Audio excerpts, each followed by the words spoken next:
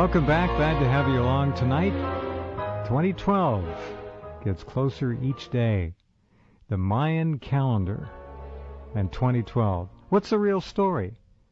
Is it going to be an asteroid, a comet, the 12th planet perhaps? Is it nuclear war? Maybe a catastrophically deadly and virulent pandemic?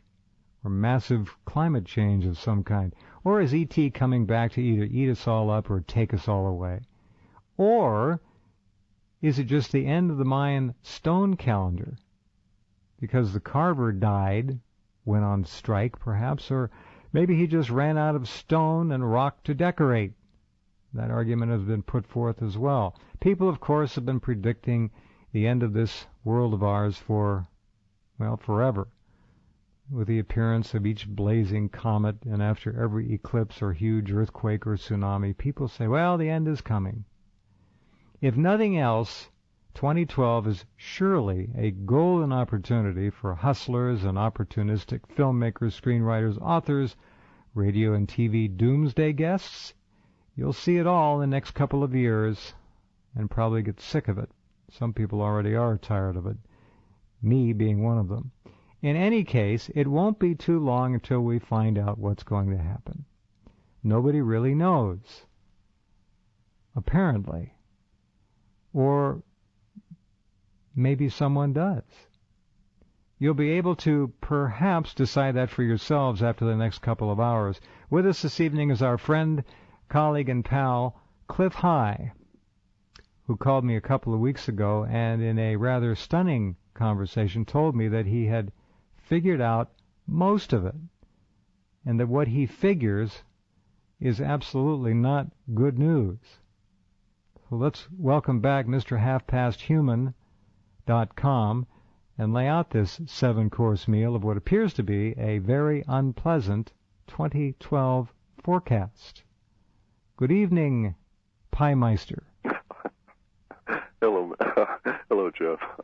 No, and I didn't discover it all, or even most of it. All I've done was add a couple of nice little twists that validate somebody else's discovery. Well, I didn't sleep for a couple nights, thank you. As I know, and I've been very upset I was rather intensely upset for that first week, because I love mathematics, and mathematics usually, well, has never lied to me, and I do strange things with mathematics that frequently place my life at risk, make domes out of very thin material that technically, mathematically, should support my weight, and then go up and see, that kind of thing. So I like math, and when the math validated this Patrick Garrell's position on some stuff, and then I was able to add further reinforcement to his already pretty rigorous research, it made for some uncomfortable sleeping indeed.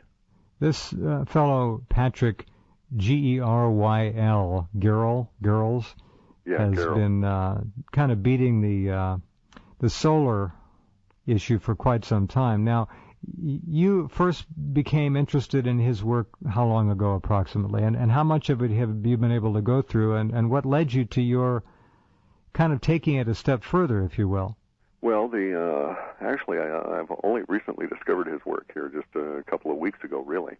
But some of the stuff that I'd been doing since 1997 that actually got me started on my current path was related to the sun and disease, and the two words in combination as though the sun were ill, showing up in our data sets way back in 1997 before I had a clue as to what I was looking at. What were the two words again? Sun disease. Sun disease. Right, and sun as in soul, not as in Stanford University network, for which I was hunting. And so, I abandoned my fleeting hope of riches and set about becoming a rather strange fellow out here with, doing odd things with computers. But nonetheless, because I've had that in there so long, I've been intrigued by this, and then I ran into the work of Maurice Cottrell, who has done a lot of work in books that you can read, the Mayan prophecies and the Tutankhamun prophecy. Oh, he's been on the program here. He pronounces it, as we both know, Morris, but nonetheless, yes, yeah. He's free to pronounce it any way he wants. But yes, he's a very bright man, and sent me some material I haven't even told you about. I need to send this to you. I just remembered that just now. Anyway, well, go ahead. I have all of his transparencies. And, oh, good. Okay. Yeah, and I've done the matching. My issue with his work is the same as Patrick's, that there's a number of significant faults in there, and that Mr. Cottrell, I believe, is somewhat short-sighted simply and is blinded by a religious perspective. Mm-hmm. And a quick example is that any time he runs across a two-dimensional representation of the Merkaba, which is the intertwined tetrahedrons that is really a symbol for hyperdimensional knowledge, he sees it as the Star of David, and he makes the assumption that, this refers to Judaism, and Judaism shows up here, and thus this is all pointing back to yet another visitation of another Christ figure, which is all well and good. However, if you just take it one step further and start looking at some of the other math that's encoded in there, as well as the Merkaba as an actual representation of a hyperdimensional object, you get a different view entirely, which leads you, unfortunately, to Patrick Garrell's set of assumptions and conclusions, which are rather nasty for us all in a very clear and present danger kind of a way. Right. Tell us about who this Garrels is now. I've heard of him, and some of you. And I never had. I found out that the fellow is a unschooled but highly educated individual, and so I like him. I'm that same way myself. Yeah. And his vision is not tainted by any kind of academic leaning. He had made some rather staggering observations around the relativity theory, which turns out to be true. I went and actually ran across him because a German friend of mine sent me an interview of his that he'd done in German. And I listened to it, and I was very intrigued, so I tracked him down and found out he even has some interviews in English, and he's written some books in English, which are quite staggering. And then I go on in and find out that he is also basing his work on Cottrell's findings that take you up to a certain point. And within that work, there's some very specific, cannot be mistaken mathematic clues. And if anybody really wants to doubt it, they can go and read both Cottrell's Mayan prophecy and then Garrell's work, and you find that these very specific kinds of numbers used and found within the Mayan codices everywhere, and also within Egyptian constructions as well as actual hieroglyphs, all point to a certain set of conclusions that are basically unmistakable in terms of if you've ever seen the math before.